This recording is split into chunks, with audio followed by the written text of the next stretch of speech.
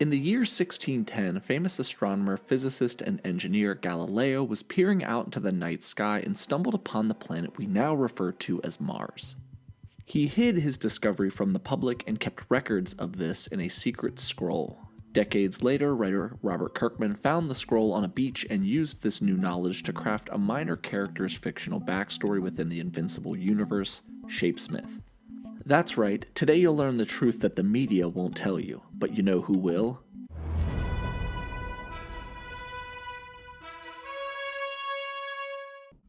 Shapesmith is a Martian superhero who frequently helps assist the heroes of Earth as a member of the Guardians of the Globe. Capable of shapeshifting and flight, along with superhuman strength and durability, Shapesmith's unique Martian physiology makes him an excellent addition and hero to the Invincible universe. As always, keep in mind that this video is not going to cover every single issue, panel, or conversation Shapesmith is in. Considering the length of the series, I'm really only going to focus on the elements of his backstory and history that aren't further expanded upon in other videos at this point. Additionally, in order for the story to make the most sense, I may not necessarily cover every event as it occurred chronologically within the comics, but rather in a way that presents itself most logically. With that being said, here's the complete history of Shapesmith. Shapesmith made his first comic appearance in Invincible issue 18, written by Robert Kirkman and drawn by Ryan Ottley.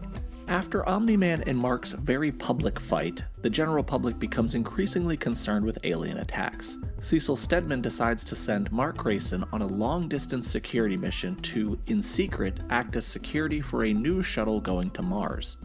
The main mission is to collect scientific research, but Cecil and the GDA are already aware of extraterrestrial presence on the planet in the form of Martians due to the now-deceased former Guardians of the Globe member Martian-Man. But Cecil does urge Mark to stay clear of them, considering they're kind of a warrior race.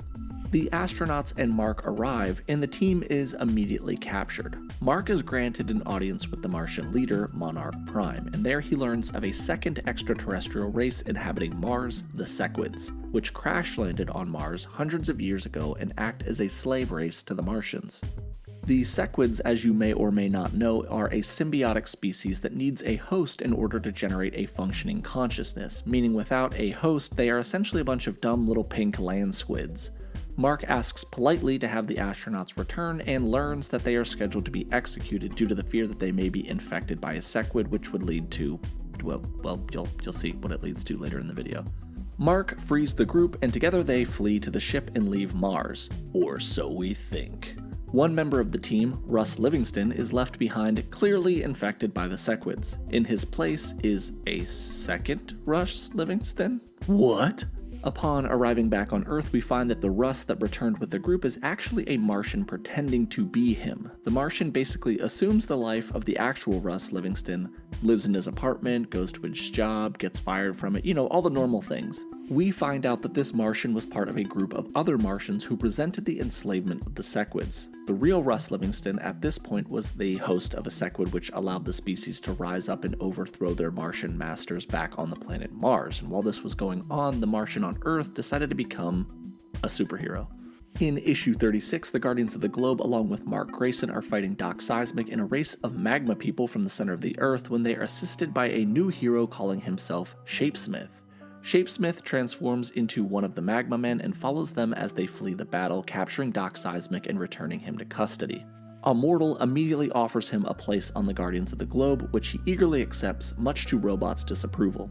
Shapesmith's initial cover story is that NASA did some testing on him, giving him these shape-shifting powers, but starting in issue 38, we learn of an impending sequid invasion being launched by the real Russ Livingston, who is now the main host of the collective consciousness of the sequid species. Literally 5 seconds later, Cecil tells the group that a Martian warship is approaching and Shapesmith comes clean. Shapesmith tells them of the history of the sequid species and that more than likely the ship on approach is the sequids attempting to conquer Earth. Cecil puts together a team of heroes least likely to be able to be infected by the sequids, and out in the space they go to intercept the ship. But their ship is immediately destroyed by the Martian warship, and they are forced to fight with the Martian ship from the vacuum of space. The group goes inside of the Martian warship and fights alongside other Martians enslaved by the sequids, and Robot determines that he can use an amplified signal to disrupt the collective consciousness of the sequids and stun them. As Robot works to construct a device capable of stopping the sequids, Eve maintains a barrier until she kind of passes out from the strain it takes to keep the barrier active. Shapesmith then envelopes the group to protect Robot. Mark uses the device to free the real Russ Livingston from the sequids, and together the group flees the Martian warship in a smaller ship that they steal. Back on Earth, the real Russ Livingston goes about reclaiming his life until he kind of pukes up a few sequids that hitched a ride to Earth in his stomach. They immediately reattach to him and begin their new plan of conquest. Shapesmith actually continues to work with the Guardians back on Earth, and he fights Doc Seismic again as well as other minor encounters. Nothing major here, he's more of a background character assisting in fights more crucial to other characters.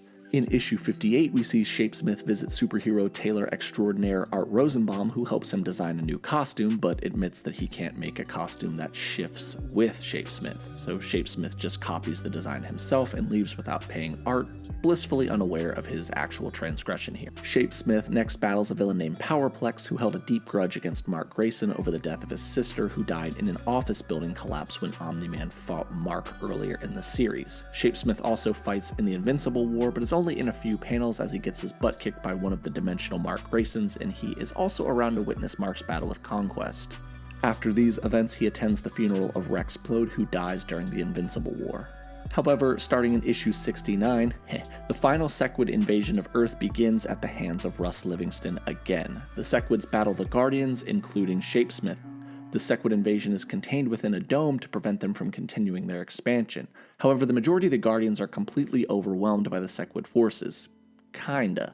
Most of them are actually playing possum, allowing Robot to go underground to plant a series of devices capable of disrupting the sequids again, except on a much larger scale. The Guardians go about removing all hosts from the containment area, reducing the sequid's ability to find a new host should the body of Russ Livingston go down. Robot finds a hidden host in the sewers and removes the sequids from him, and now with only one remaining host, Russ, Invincible makes a split-second decision and kills him to stop the invasion once and for all, much to the disapproval of the rest of the team. Mark's morality around killing had changed after the Invincible War and his battle with Conquest.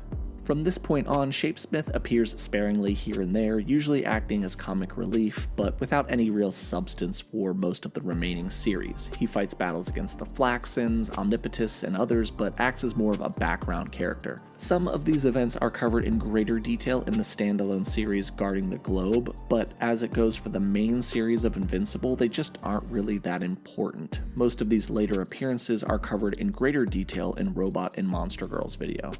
Ultimately, though, Shapesmith meets his end when Robot launches his attack on the planet. In issues 112, Robot begins a massive scale takeover of Earth in order to essentially better the planet. His goal is to take over the world and, using his superior big brain, facts, and logic, get rid of all the problems inherent to mankind. He goes about attacking and killing a number of heroes, and Shapesmith is one of the heroes who he kills. It's actually a pretty tragic death too, as Shapesmith pleads for his life by asking him if they were friends, to which Robot coldly replies that they were, but his death isn't anything personal. Kinda has major echoes of another hero turned villain turned hero again.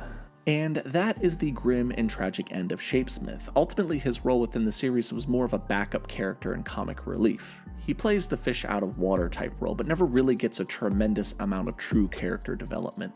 I hope you learned a lot about Shapesmith in this video, and if you did, consider liking and subscribing and doing all that other crap that YouTubers ask you to do. This has been Nick with Key Issues. Thanks again for watching, and remember the motto, Shapesmith over everything.